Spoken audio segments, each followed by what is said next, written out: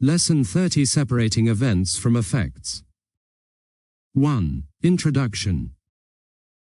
Today we are going to explore a foundational concept in reactive frameworks, the difference between events and effects, and how to separate them effectively for clear, maintainable code.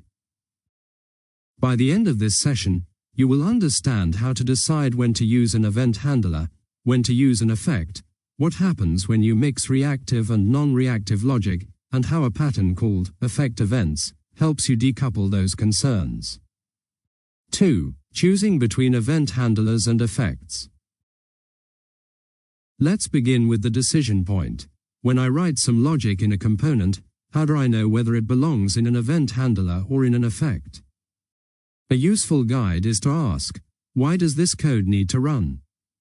If the logic needs to run because of a specific interaction, for example, a button click, then this is an event. You want the code to execute when that interaction occurs and not at other times. If, by contrast, the logic needs to run to synchronize some state or side effect with external data, or keep something in line with a value that might change even without direct user interaction, then an effect is appropriate. Event handlers run in reaction to user actions. Effects run in reaction to changes in reactive values. 3. Why effects are reactive, and event handlers are not. Let's go deeper into the nature of each. Event handlers, you attach them to an interaction, like a click, and they execute when that interaction happens. They read whatever values they need, but they don't automatically rerun whenever the values change, because they only trigger when the user acts again. Effects, these are defined to run whenever the dependencies, reactive values such as props or state, change. They keep things in sync automatically. If you read a reactive value inside an effect, you must declare it as a dependency, so the effect reruns when that value changes. Thus, the key difference: event logic is manual, effect logic is automatic. Understanding this allows us to locate logic appropriately. 4. What to do when you want part of your effects code to not be reactive.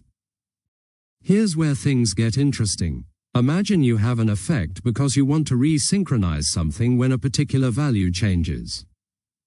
Inside that effect, however, you have some logic that you do not want to rerun every time a certain reactive value changes. In other words, part of the logic should be reactive, and part should be treated like an event. When you mix these, you face a problem. If you keep everything inside the effect, you might end up with logic that runs too often, i.e., when you didn't intend it to.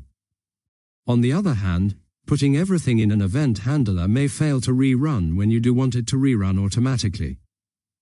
The solution: separate the concerns.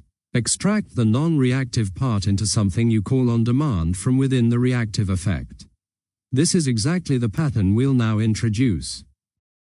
5. What effect events are, and how to extract them from your effects. Effect events are a pattern, and API, that allow you to define inside your component a function whose logic does not behave like a reactive effect, but you can call it from an effect when needed. So, you declare an effect event to capture non-reactive logic. Then inside your effect, which is reactive, when the condition triggers you call that event. This lets the effect respond to changes, but the event logic remains non-reactive.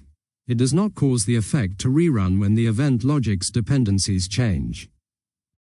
This separation clarifies what logic is truly dependent on reactive values and what logic is simply a response to a change. The effect handles when to run, the event handles what to do when running. 6. How to read the latest props and state from effects using effect events. One frequent challenge is, inside an effect which depends on some values, you want to reference other values, props or state, but you don't want the effect to depend on them, because changes in those values should not trigger a rerun. If you keep them inside the effect, either you must add them to the dependency list, which may cause unwanted reruns, or you suppress the linting rule, which is risky. With effect events, you can handle this elegantly. The event logic reads the latest props, state when called, and the effect triggers the event at the appropriate time based on the desired dependency list. Thus, the event logic sees the current values but doesn't drive reactivity. This pattern helps you avoid stale closures or unintended dependencies and also avoids disabling lint rules. 7. Recap. Let's summarize the key points. Event handlers run in response to specific user interactions, and their logic is not automatically reactive. Effects run in response to changes in reactive values and keep things synchronized. Sometimes inside an effect you have logic that is conceptually non-reactive. You don't want that part of the logic to cause reruns. Extract that logic into an effect event, and call it from the effect when the relevant reactive dependencies change. Effect events allow you to read up-to-date props and state without introducing additional dependencies or stale closures, and without suppressing linting rules. By keeping these distinctions clear, your code becomes more predictable, easier to reason about, and less prone to subtle bugs.